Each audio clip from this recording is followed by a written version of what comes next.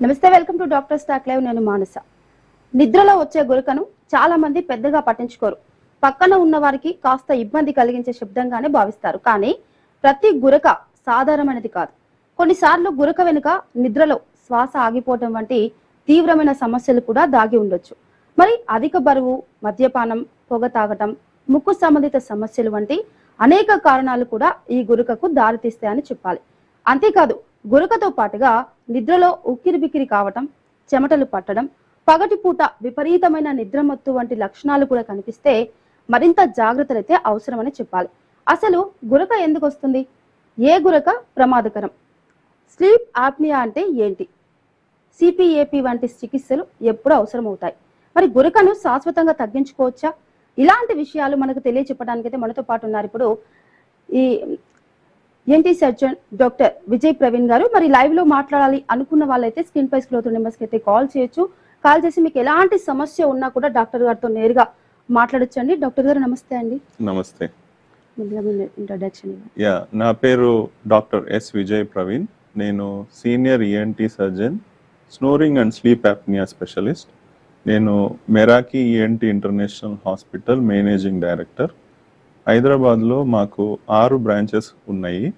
We specialize in cochlear implants and snoring therapies.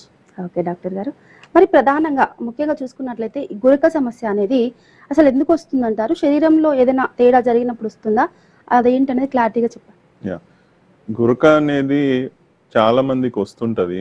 కొంతమంది occasional, అంటే వారానికి ఒకసారి పూర్తిగా అలసటగా ఉన్నప్పుడు గురక వస్తుంటది. అలాంటిది మనం పెద్దగా పట్టించుకోవాల్సిన పని లేదు.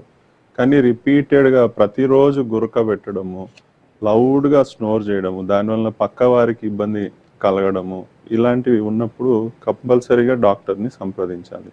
ఇకపోతే 30 నుంచి 35 ఏళ్ళు దాటిన మగవాళ్ళకి, ముఖ్యంగా ఇండియన్స్కి స్నోరింగ్ అనే ప్రాబ్లము రావడము అవకాశం ఎక్కువ అన్నమాట. 20 నుంచి 25% మగవాళ్ళకి ఈ ప్రాబ్లం ఉండే అవకాశం ఉంది. ఆడవాళ్ళలో అయితేనేమో 5%, 30 ఇయర్స్ దాటిన ఆడవాళ్ళకి ఈ గురక అనే సమస్య వచ్చే అవకాశం ఉంది. దానికి చాలా కారణాలు ఉన్నాయి, మనం వాటిని డిస్కస్ చేద్దాం. ఓకే, మరి డాక్టర్ గారు, అంటే ఈ గురక అనేది సాధారణ సమస్యగానే చూడొచ్చు అంటారా, లేదంటే శరీరంలో ఏదైనా ఆరోగ్య సమస్య వల్ల, అంటే ఏదైనా సంకేతం వల్ల ఇలా వస్తుందంటారా?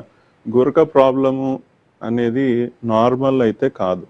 సో ఎప్పుడైతే మీ ఎయిర్వేలో, అంటే ముక్కు నుంచి లంగ్స్ వరకు ఈ ప్రాంతాన్ని ఎయిర్వే అంటాం, ఈ ఎయిర్వేలో ఎక్కడైనా ప్రాబ్లం ఉంటే మాత్రమే గురక వస్తుంది. సో దీన్ని 3 భాగాలుగా మనం విభజించి చూస్తే, ఓన్లీ గురక అనేది ఇది ఒక స్టార్టింగ్ సిమ్టమ్ అన్నమాట. ఎక్కడైనా బ్లాక్ ఉంటే మాత్రమే గురక వస్తుంది. గురకని అశ్రద్ధ చేస్తే పేషెంట్ స్లీప్ యాప్నియా వైపు ప్రోగ్రెస్ అవుతారు. స్లీప్ యాప్నియాలో ఏమవుతుందంటే పూర్తిగా ఎయిర్వే బ్లాక్ అయిపోతుంటుంది. గురకలో కొంచెం మాత్రమే బ్లాక్ ఉంటుంది, స్లీప్ యాప్నియాలో పూర్తిగా బ్లాక్ ఉంటుంది. సో సిమ్టమ్స్ ఏముంటాయంటే నిద్రలో మెలకువ రావడం, ఉలిక్కి పడడము, ఏదో ఇరుక్కుపోయినట్టుగా గ్యాస్పింగ్, చోకింగ్ ఎపిసోడ్ అంటాం. సో ఇలాంటి సిమ్టమ్స్ ఉంటాయి. ఇకపోతే నెక్స్ట్ డే మార్నింగ్ ఫ్రెష్గా అనిపడకపోవడము, అలసటగా అనిపించడము, కోపతాపాలు అంటే ఇరిటబిలిటీ ఎక్కువ ఉండడము, కాన్సన్ట్రేషన్ డెఫిసిట్స్, వర్క్ అవుట్పుట్ తగ్గిపోవడము, అండ్ డ్రైవింగ్ చేసేటప్పుడు ఒకవేళ మీకు నిద్ర వస్తుంది అని అంటే వెంటనే మీరు ఈఎన్టీ డాక్టర్ని సంప్రదించాలి. That's a very very important sign. So early morning headaches, day time fatigue and easy irritability, ఇవన్నీ కూడా స్లీప్ యాప్నియాకి సంకేతాలు. సో అశ్రద్ధ చేయకూడదు ఇలాంటి సిచ్యువేషన్లో. ఓకే, మరి డాక్టర్ గారు, ముఖ్యంగా ఈ గురక సమస్య అనేది అందరిలో ఉండదు, కొందరిలోనే ఉంటుంది. అసలు ఇది ఎందుకు అంటారు? అంటే కొందరిలోనే ఎందుకు వస్తుంది సమస్య? మనకు ముఖ్యంగా ఇండియన్స్ కి చూస్తేనేమో ఒబేసిటీ ఇష్యూస్ ఉంటాయి. ఇకపోతే ఒక్కొక్కరికి ఒక్కొక్క బాడీ అనాటమీ ఉంటుంది.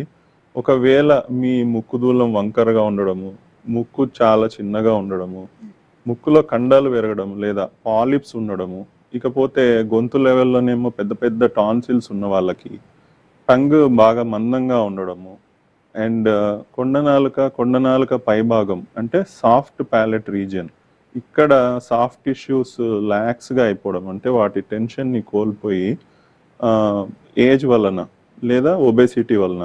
కొంతమందికి ఏమో షార్ట్ నెక్ ఉంటుంది, చాలా చిన్న నెక్ ఉంటుంది.